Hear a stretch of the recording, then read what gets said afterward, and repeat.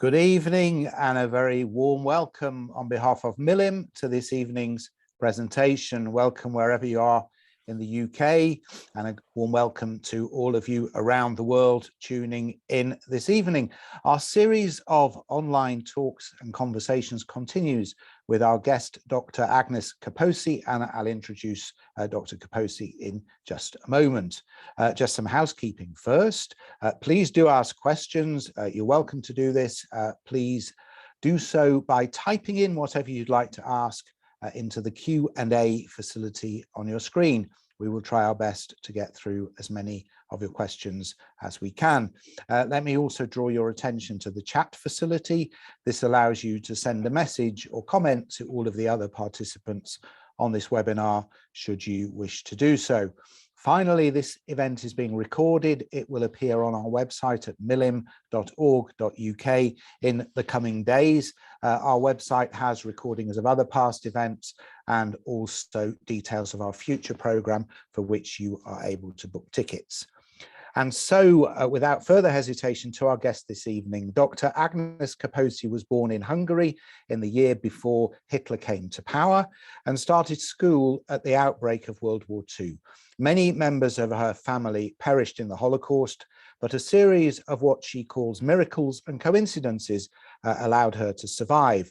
Having struggled through post-war hardship, she was then caught up in the vice of Stalinism for a decade before escaping to Britain, where she built a career as an engineer. Dr. Kaposi joins us from London. Her book, Yellow Star, Red Star, was published in 2020. Dr. Kaposi, we're delighted to welcome you to Milim, and we are very keen to hear your story. So over to you.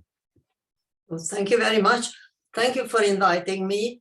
It is an honor, and I like to talk in with visual aids to it, and I hope that you can put my slides onto the screen. When it does, you will see. No. That is the first one. Thank you very much. I put a whole string of my letters before and after my name. This is not because I am pompous, on the contrary, but it is because I'm surprised to be alive. Every morning I am surprised. This was not the intention of Hitler and the Hungarians, and even less was it their intention that I should be able to make my way. And I hope there will be a slide which will show you not only did I make my way in British society, got qualifications here and recognition, but I also have a wonderful family. And every time I look at them, I am repeatedly surprised that we are here. We have survived. Hitler has not succeeded. Maybe have the next slide, please. That will, when it appears, that will show you my book, and the title, Yellow Star and Red Star, symbolizes that I lost my childhood to the Nazis and their allies in Hungary, and I lost my teens and my youth to the communists. And the book is not just about the Holocaust, it is about, mostly about these two tyrannies which signified my existence. The way in which it happened, that the book is accompanied chapter by chapter by a historian's voice, is something that I hope there will be an opportunity to discuss in detail. It's an interesting story, why it is that this is not just a testimony, it's not just a first-hand tale of an individual, but it has a strong historical background by a well-recognized and published Holocaust historian. He isn't even a Jew. The next slide, please. This starts my personal story, and it will, the one before this, that one, that's right. It shows you I was born at the wrong time, sandwiched between coming to power in Hungary, the first racist prime minister. He was appointed by the head of state, Horthy, on the 1st of October 1932, just days before I was born. And 3 months before was I born, before Hitler came to power. Gömbös was as an extremist. He was more Nazi than the Nazis. And what happened thereafter was partly his handiwork and also the inclination of the Hungarians. In the middle, you see my youthful mother. She was 20 when I was born. And my father, he was 31. He was a Jew, a socialist, a man of principle. And as soon as Gömbös came to power, days after I was born, he lost his job, which had to do with support and organization for working people in my native city, Debrecen. He was well known, well liked, very respected, and he was blacklisted. And my childhood was in the shadow of unemployment, and more of this in a moment. The next slide, please. This shows tiny Hungary in the middle of Europe. The map is 1930. The country now has the same borders as shown here. This was not always the case. Hungary was the jewel in the crown of the Austro-Hungarian Empire. And the next slide will show you what happened after the First World War. The Austro-Hungarian Empire fell apart.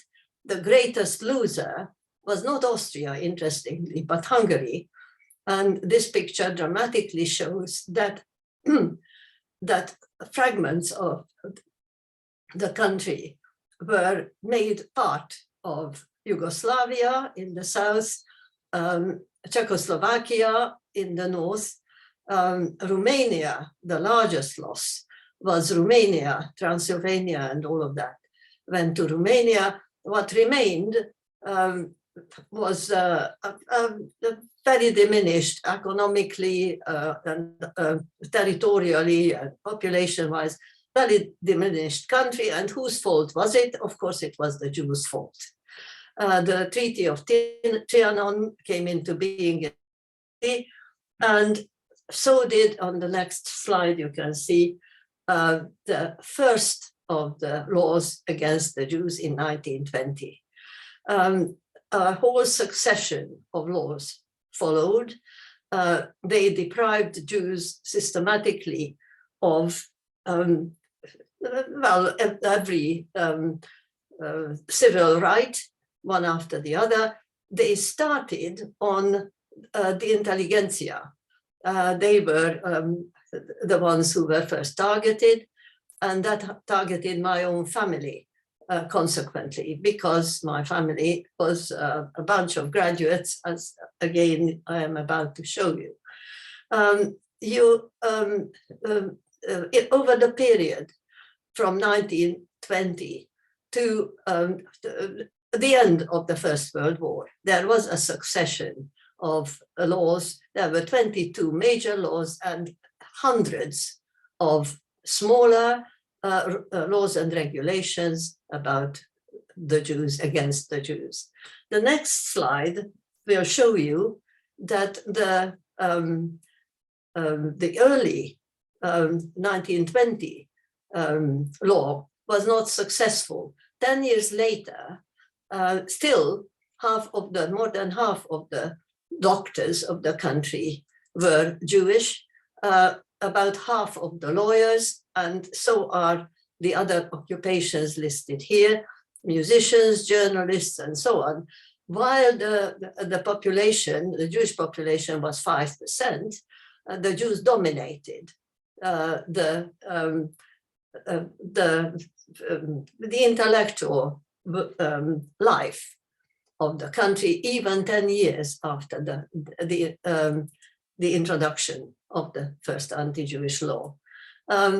Now, to say a few words about my own life. Go to the next slide, please.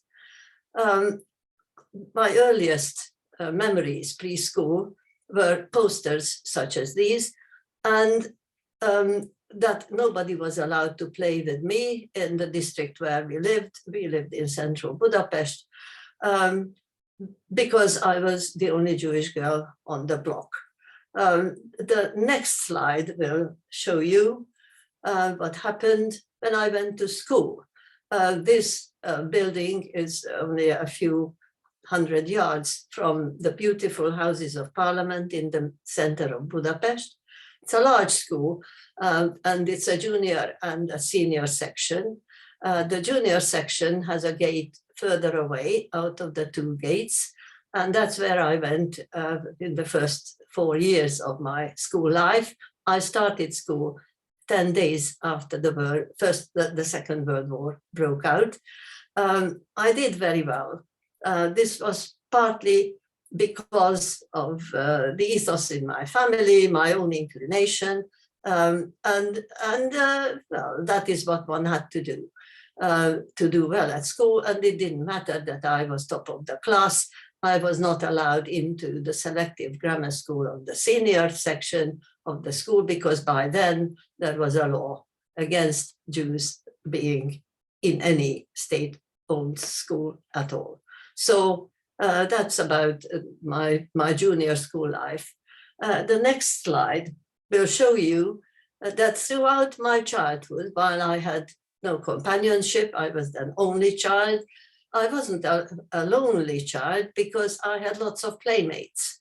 These were my father and some of my young uncles. My uncles were about my mother's age, born in the 1910s. My father was born in 1901. He was older than they. And there's a list of what their occupations were: lawyers, a doctor, a civil engineer, and so on, listed over there.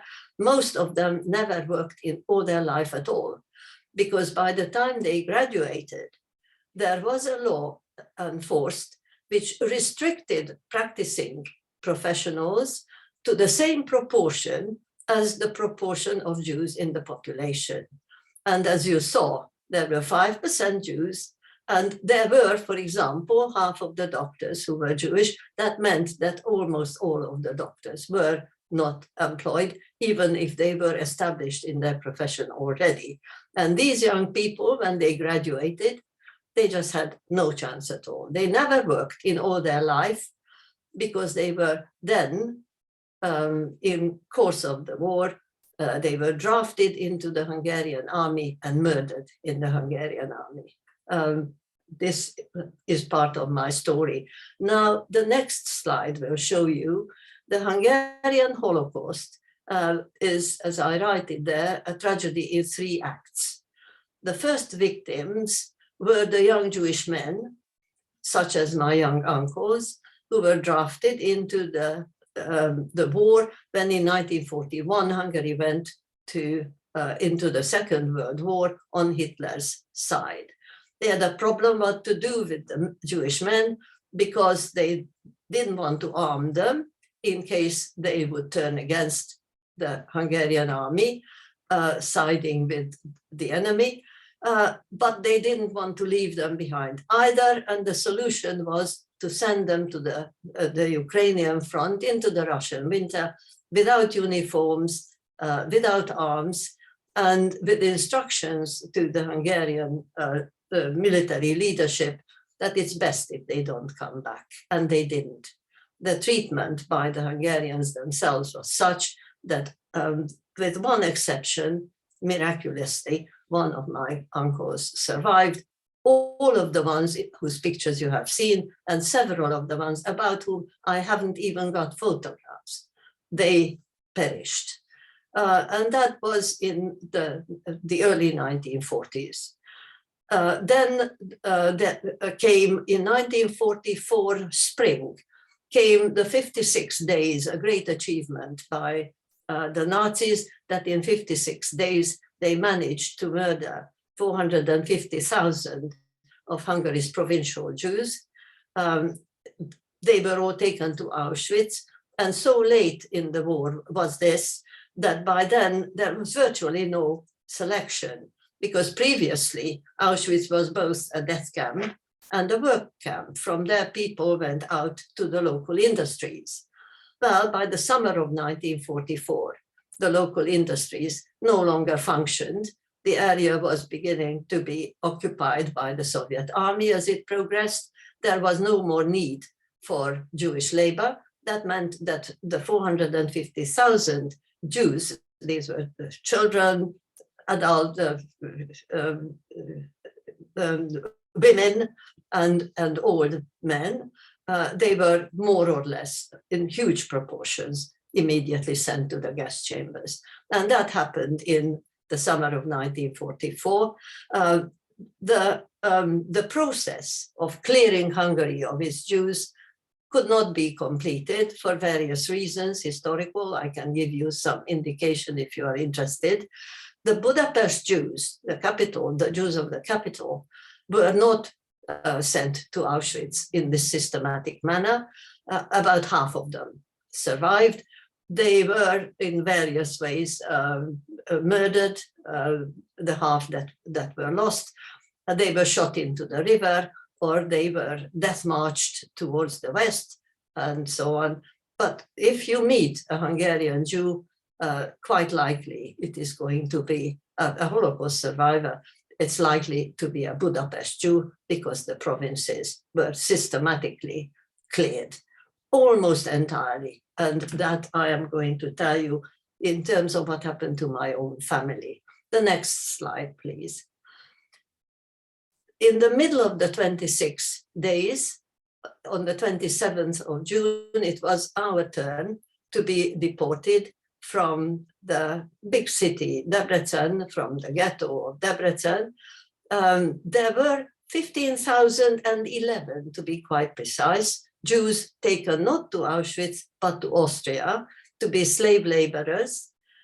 These were complete families, and those families came from 3 cities, from as is shown with green lines on the map. They were consolidated in a place called Strasshof, which was a transit camp in the vicinity of Vienna.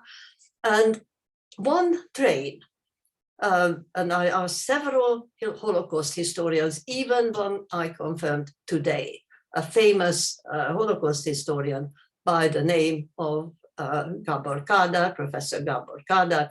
I said, are you sure that there was only one train that started for Auschwitz, like almost all the others, and then was diverted from halfway and fetched up in Vienna? Was there only one such train? Oh yeah, only one. Well, I was on that train. There were 3,700 of us on that train. The wagons were like the ones you are familiar with. This was my picture of the one in Auschwitz. We traveled in one exactly the same as that. And there is an artist's impression of what it was like to mount the wagon. 87 people for 5 days and nights, without food, without water, and without sanitation, traveling in the height of the summer. Many people went mad, several died, and I was 11 years old. That was our journey. The next slide, please. This shows you what happened to us.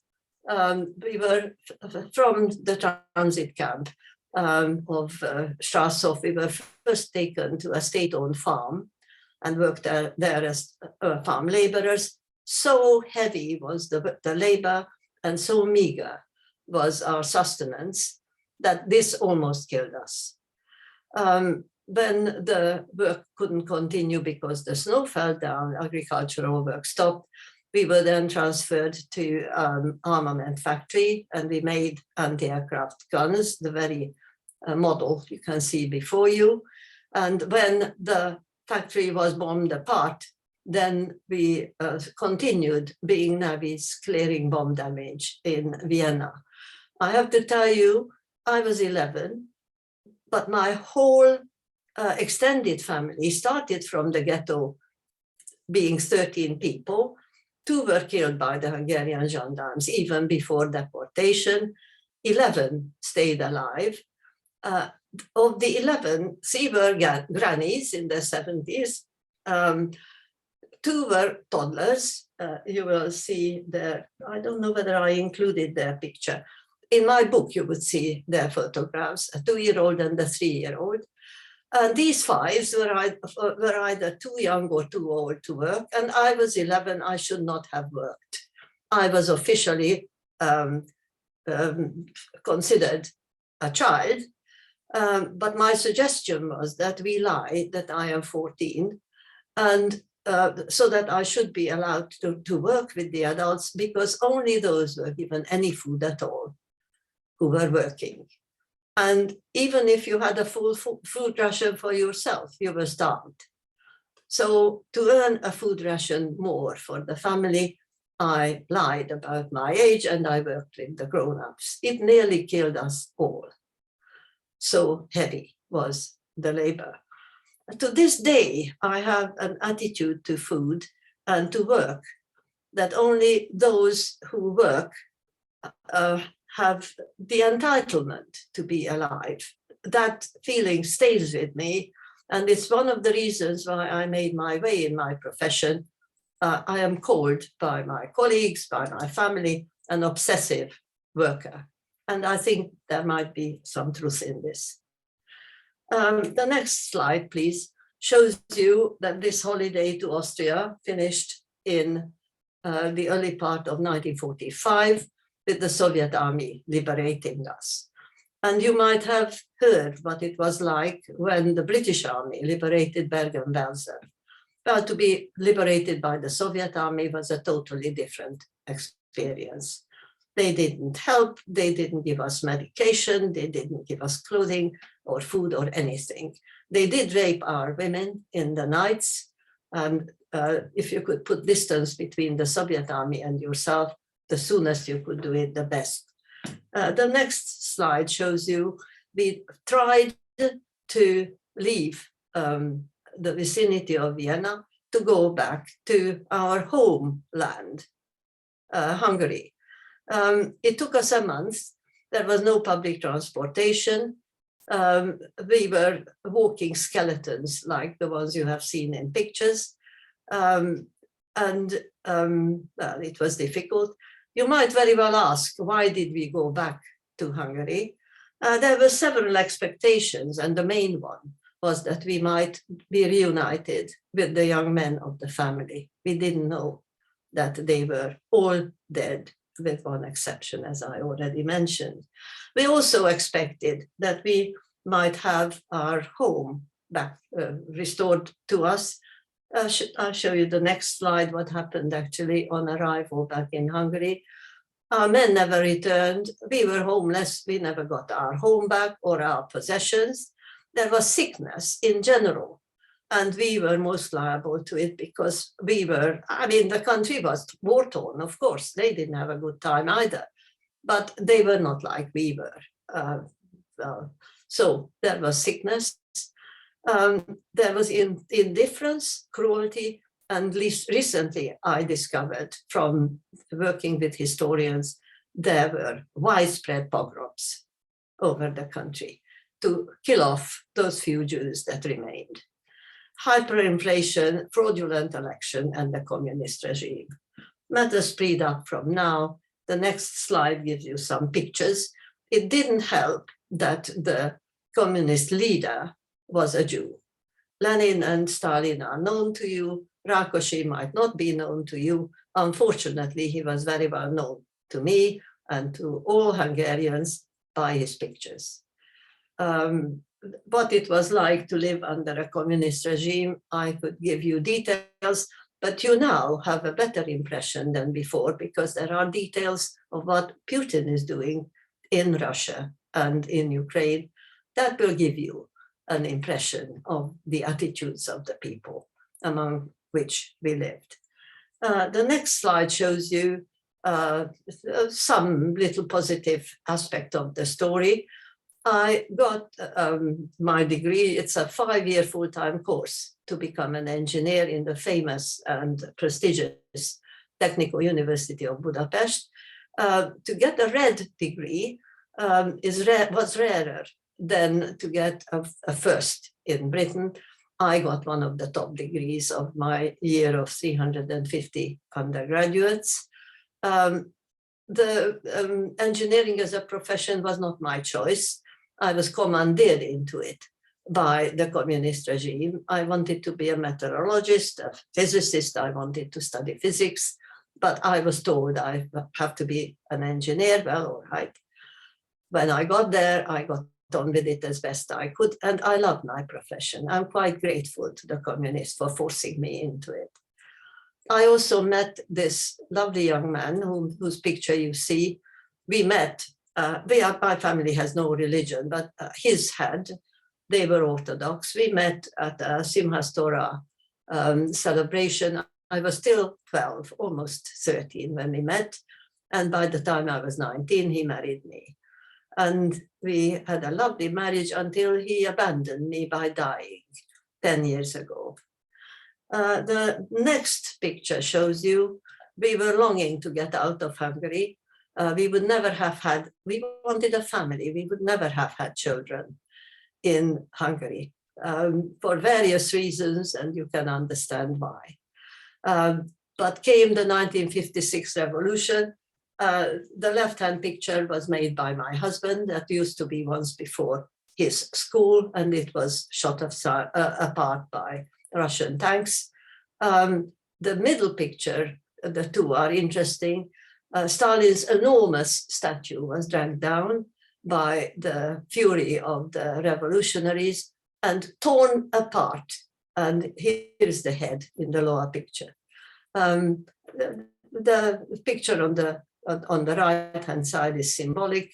It's the symbol of a Soviet soldier strung up on a tree.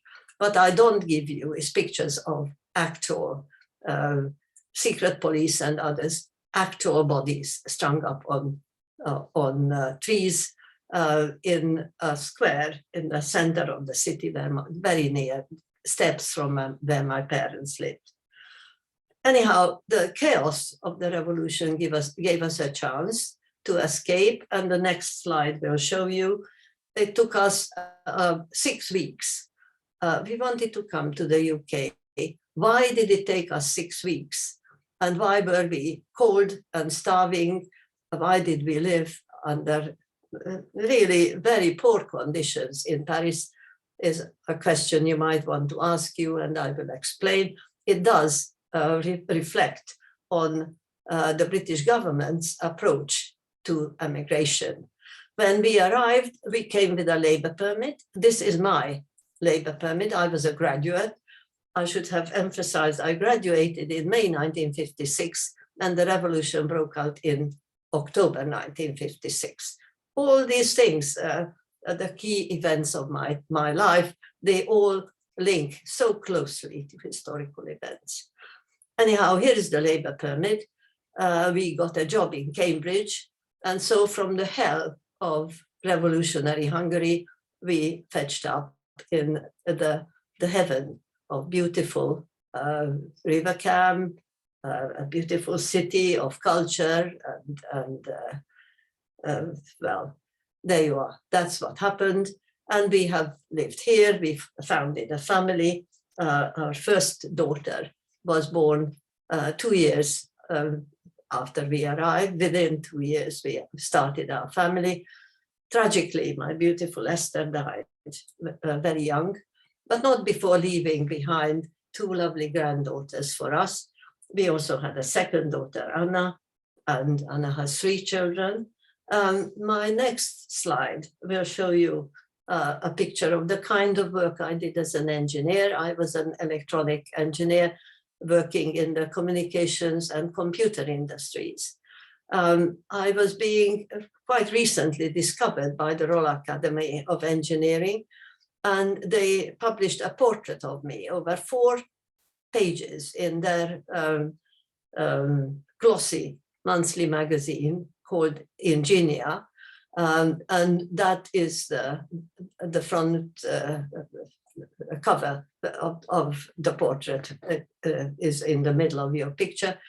I wrote several books or chapters in books and hundreds of academic papers because I was a researcher. I was teaching in academia, and those are not my undergraduates, but they could be. I got a PhD somewhere along the way, and that's me in a gown. So there you are, you see, I stayed alive, and I began to make my way in this new country of ours, where I feel more at home and more comfortable than I ever did in the country where I was born. The next slide gives you an impression of Hungary today. The odious Viktor Orbán, whose name is now well known because he is such a dictator. Some people think that the regime he established is a modern-day fascist regime. I could give you details, but these are second-hand details because by great fortune, I don't live in that country anymore. They erected a horrible, ugly memorial, which is here in the bigger picture in front of you. This is right in the heart of the city, and it displays a stricken bird. It's a symbolic, a bird symbolizing Hungary, a mythical bird, the turul. And it displays Hungary as a victim of Nazism. Well, this is a lie, a historical distortion. And when the monument was established, people brought evidence as to how the Hungarians acted. And the red lettered poster there on the picture says Holocaust distortion, history falsification. Well, this was cleared out by the Hungarian police soon after, but this picture is worth bearing in mind when you think about Hungary and its attitude to its Jews. Thank you very much for listening to me, and I hope you will have lots of questions. Thank you very much, Dr. Kaposi, for sharing your story with us. It is not an easy story to listen to. The book is not an easy book to read, but it is a book people should read. Indeed, people must read. Was that your motivation in writing the book? What was it that drove you to produce a piece of literature? Well, it was my granddaughter, my second youngest grandchild, daughter of my daughter Esther. She was 10. By then she had been without a mother for 5 years. And she said to me, why should I learn about the Second World War from a book? Why don't you tell me what happened? And I was an engineer, and a very busy engineer. At that time, I was still engaged in my profession and had lots of commitments. But I was a researcher, and I knew the difference between having an impression about things or heard of them, or else being able to tell people about it. So I started to research it so that I could talk to Tabby about it. And I started to write it for my grandchildren, not for publication. It took me a long time. I was hunting for historians. I didn't know anybody from whom I could ask questions. I could give you examples of how I related to my own memories. I doubted my memories. Surely this could not have happened, I said to myself. Surely I must remember wrongly. I was so young when this memory flashes up in front of me. So I needed independent verification that my memories were not entirely wrong.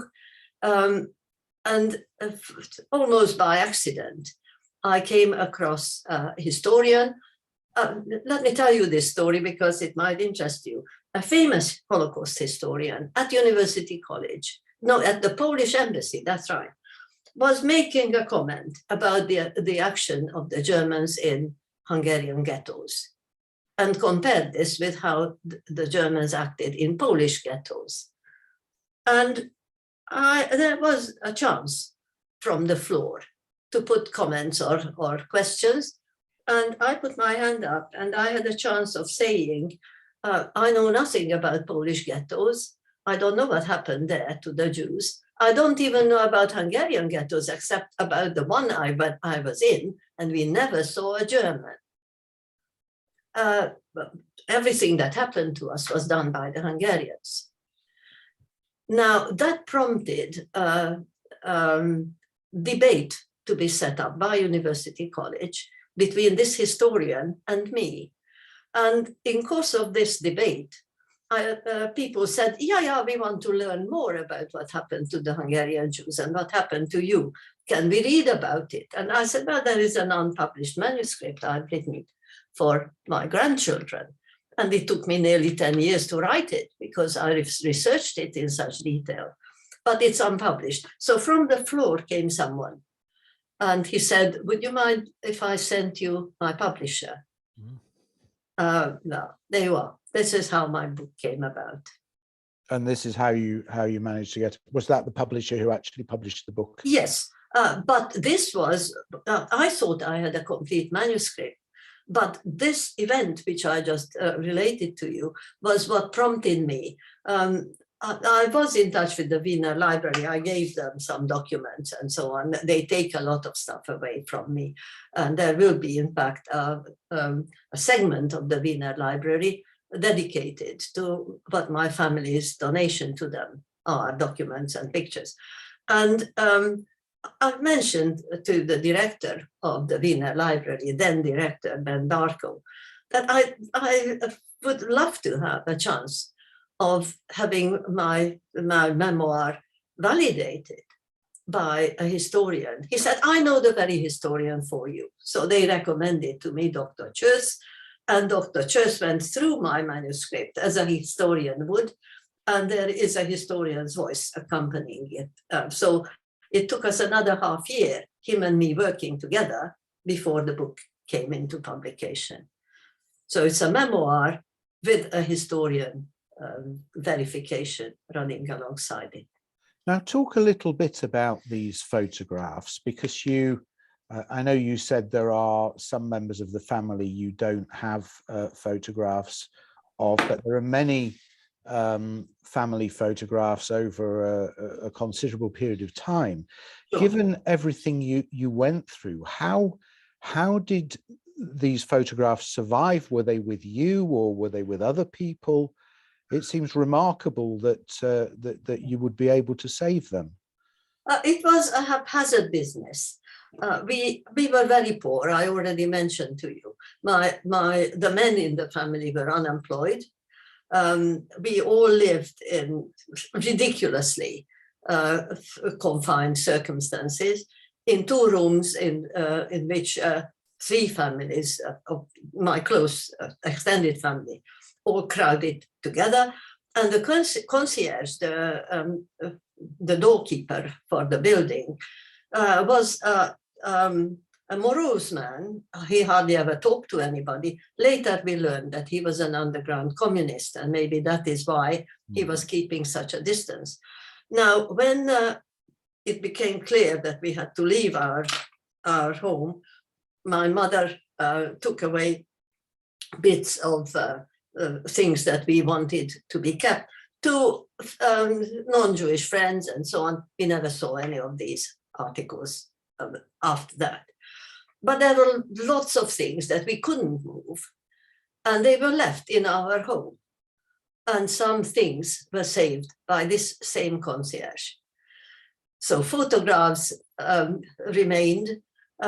Most surprisingly, quite a few bits of my mother's trousseau, China, for example, because they were not so easy to move. So when people came looting from Jewish homes, which were left empty, well, these were not very, very movable.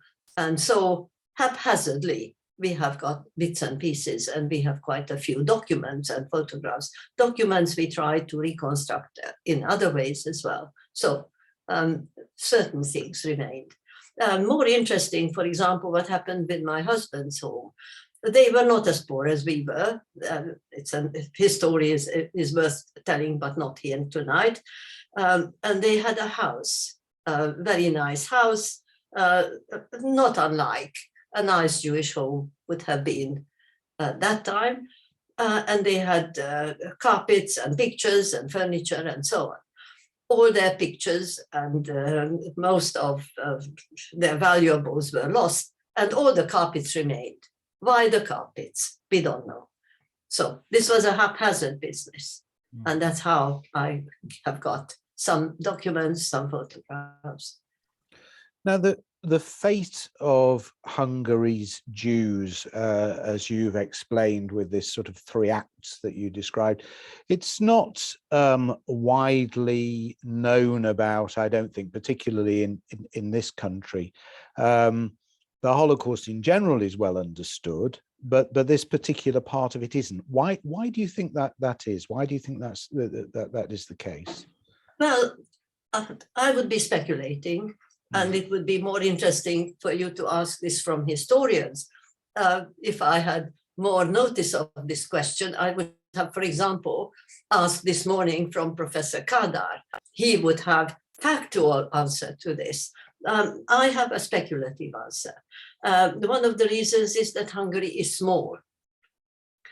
It is not generally known, for instance, that 3 times as many Hungarian Jews died in the Holocaust than the German and Austrian Jews put together. Twice as many Hungarian Jews died in the Holocaust than the whole of the Jewry of Western Europe, of all the countries, Germany and Austria and whatever. The only country the countries that suffered more than the Hungarians, percentage-wise and numerically, were the Poles and the Soviets. But other than that, there is no, for example, Romania was one of the major losers. Twice as many Hungarians lost than Romanians. But Hungary was locked behind the Iron Curtain. And there was no communication until the regime broke down in 1989, 1990. The link between Hungary and those behind the Iron Curtain and the West, just when the Holocaust history began to be focused, people began to get interested in it, Hungary was cut away. Maybe this is one of the reasons, I don't know. But if I may elaborate here, 600,000 Hungarian Jews died in all, which is to say 10% of the total loss of Jews worldwide. Now, of these, something like 70,000 were the young men. So even from the Hungarian segment, there is a small segment of those young men who were lost. That's a complete generation of young men. And because they were my beloved uncles, because they didn't have children of their own, they didn't have a job, they didn't have anything, they didn't have children. I was everybody's little girl. They were my playmates. I loved them. I remember them. I remember great details about many of them, all of them. And I grieve them, and I will always be grieving them. One of the ways in which I became involved with historians was that for a year I paid one of the major Hungarian Holocaust historians to work on discovering more about what happened to these young men. He was on sabbatical. I paid his salary and his expenses. I am not rich. How can I be? I was totally devastated twice in my life, not once. But I can't, I thought I have to make a contribution. I put memorial roses in the ground for them. And a silver leaf on a memorial tree, it wasn't enough. And so for a year, Dr. Csósz, my historian, worked on trying to discover more about what happened to these men.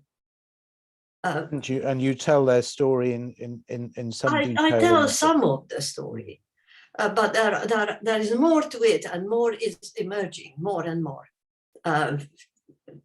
This is terrible what happened, and not well known in the West. And if you have been to Auschwitz-Birkenau, the famous ramp was especially built for the Hungarian Jews, because they had this influx of over 56 days of nearly 500,000 Hungarian Jews, and they wanted to have the ramp extended deep into Birkenau's enormous area, so that the Jews could get out of the trains near to the gas chambers, so that they could go there quickest, so that they don't understand what was going to them. There is no disturbance, they are just killed. Now you speak of miracles, and I doubt anybody reading your book would come to a different conclusion. You say your upbringing was not religious, your husband's upbringing was more religious to an extent. Does religion have a place in your life now? No, religion has not, but being Jewish has. I work. I told you my attitude to work. For nearly 2 years at the end of my husband's life, I gradually had to disengage from being an engineer.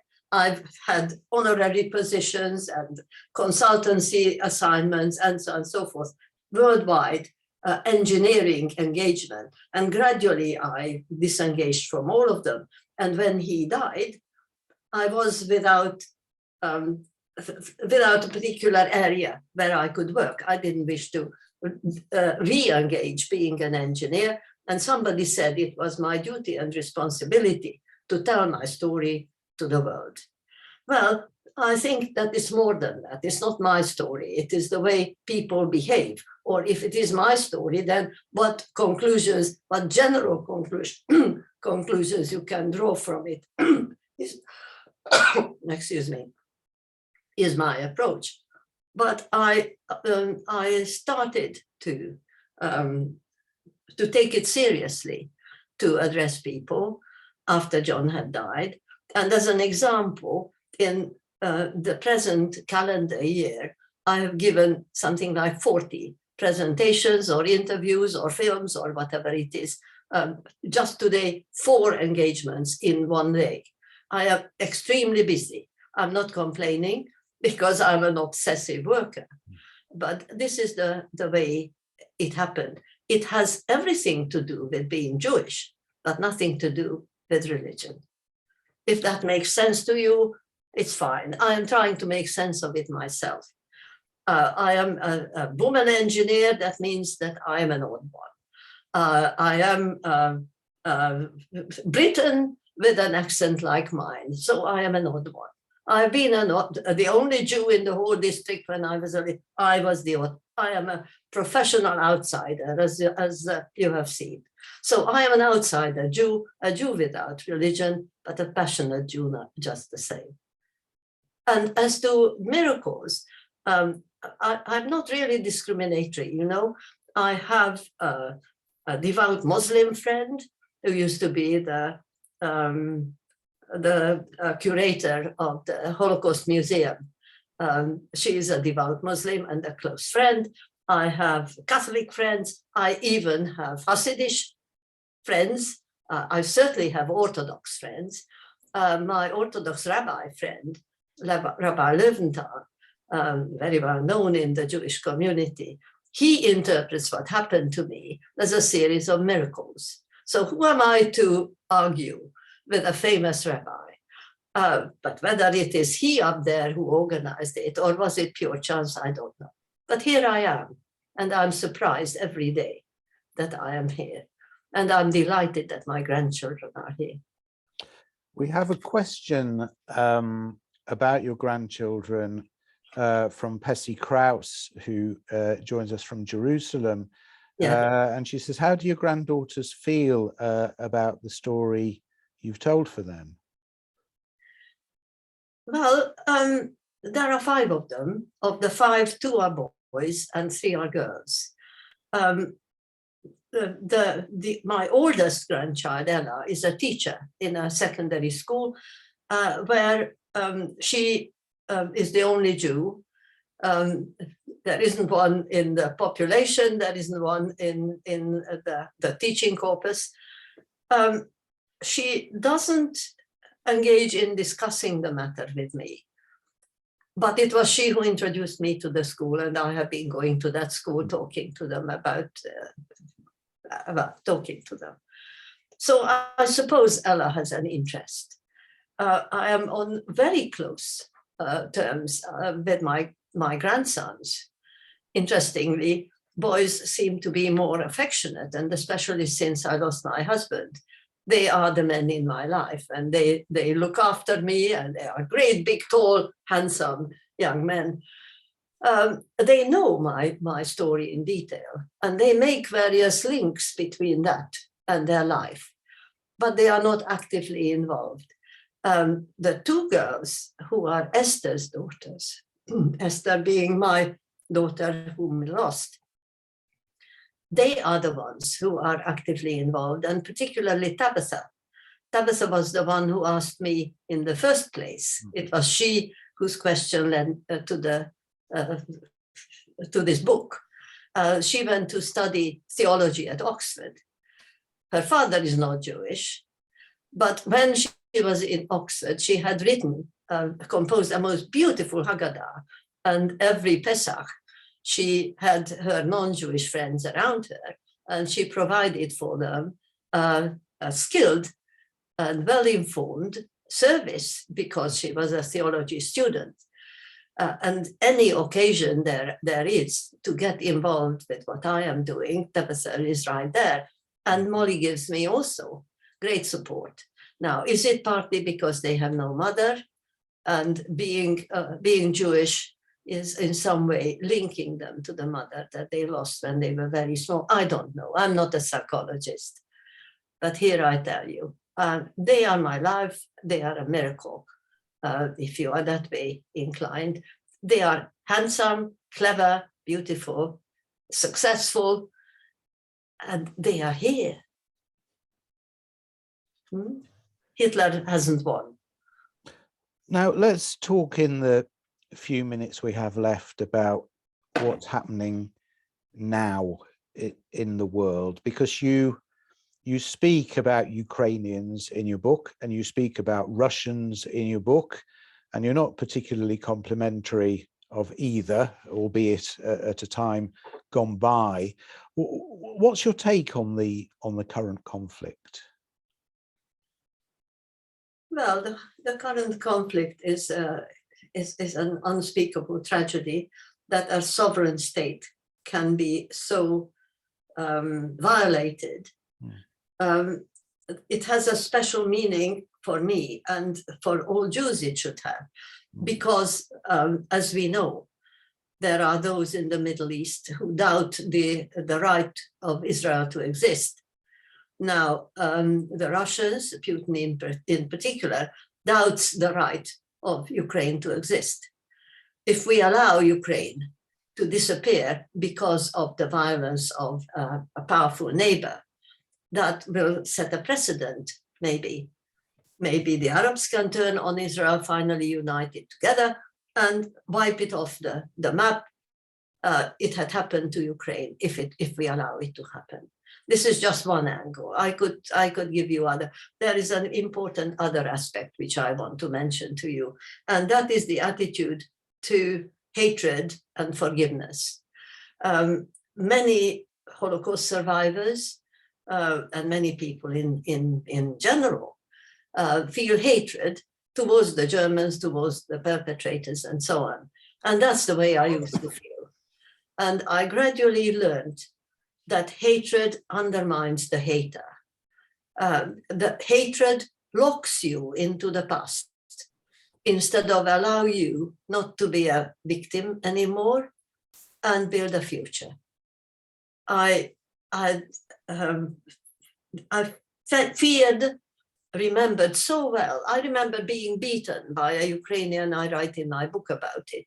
Ukrainians were known to be so brutal towards the Jews that even the Nazis were shocked. And I went just before COVID.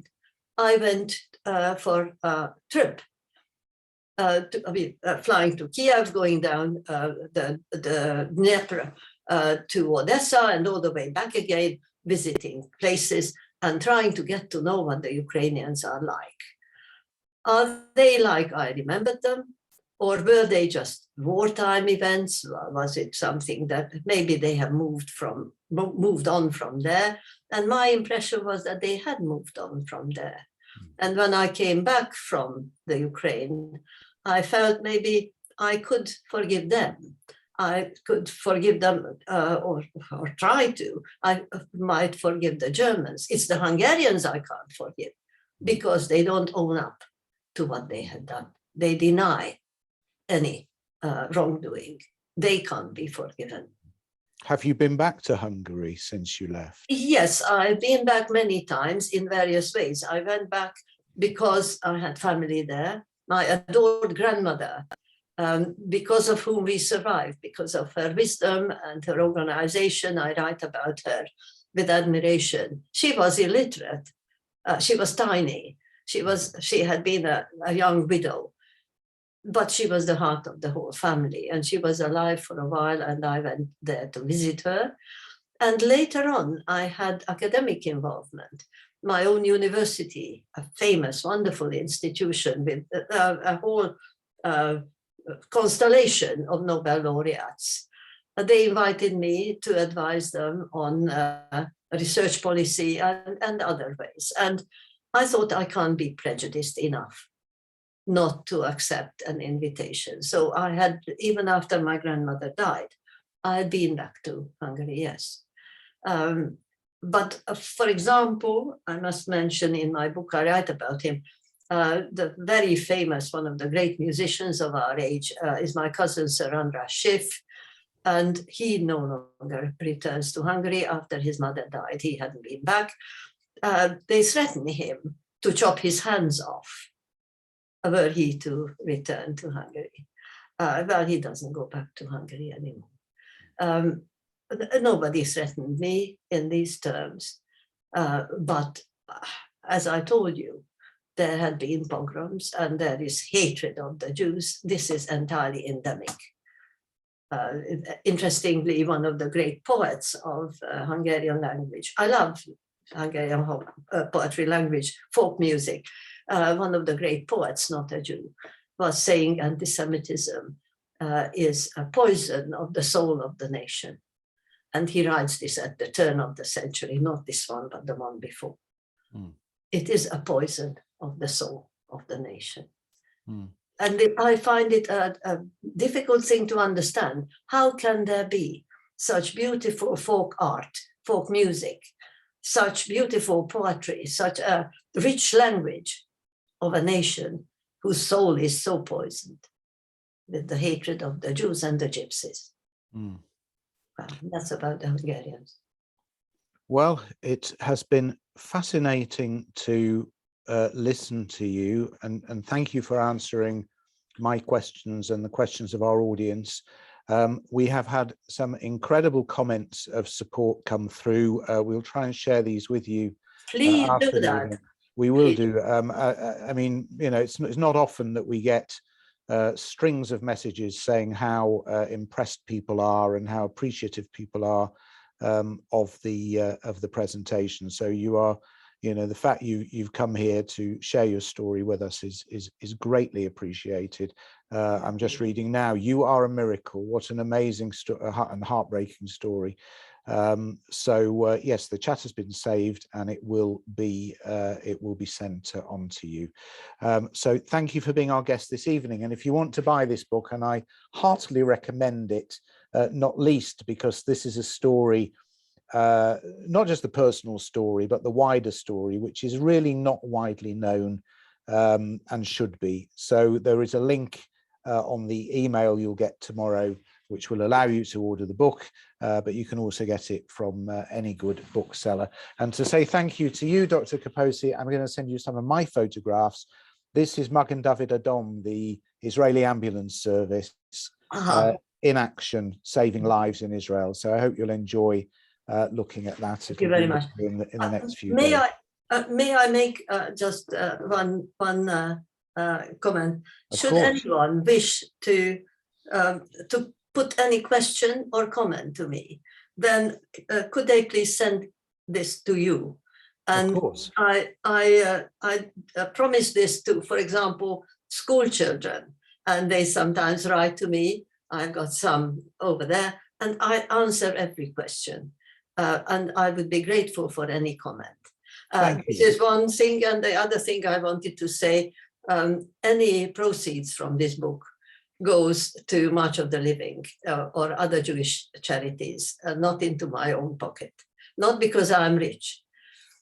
That is incredibly generous of you on both counts, and we will certainly endeavour to forward anything people wish to send to us. You'll find our email address on the website, and we'll forward those on. Now, let me just say a few words about our forthcoming programme before we leave you. So next week, I'll be chatting to the musician and producer Ben Sidran about his book, There Was a Fire, Jews, Music and the American Dream. Following that, on the 27th of June, David de Jong is in conversation with me about his recently published book, Nazi Billionaires. And then on the 4th of July, we welcome Professor Nir Arieli, who will be telling us all about the Dead Sea. Other speakers in July include the author and journalist Simon Parkin and the Mancunian dentist Bernard Lester, who's written a very humorous memoir. So please do visit our website at milim.org.uk to book your tickets, and make sure you sign up to our newsletter to make sure you don't miss out on anything. All of our events are free, but you can make a small donation to help with the cost of putting on these events. There is a link in the chat coming up now. So visit our website for all those details. It remains for me to thank our guest once more, Dr. Agnes Kaposi. Thank you so much, Dr. Kaposi. Thank you for inviting me. And looking forward to seeing you all again as a future event. Until then, stay safe. See you soon. Thank you. Bye now.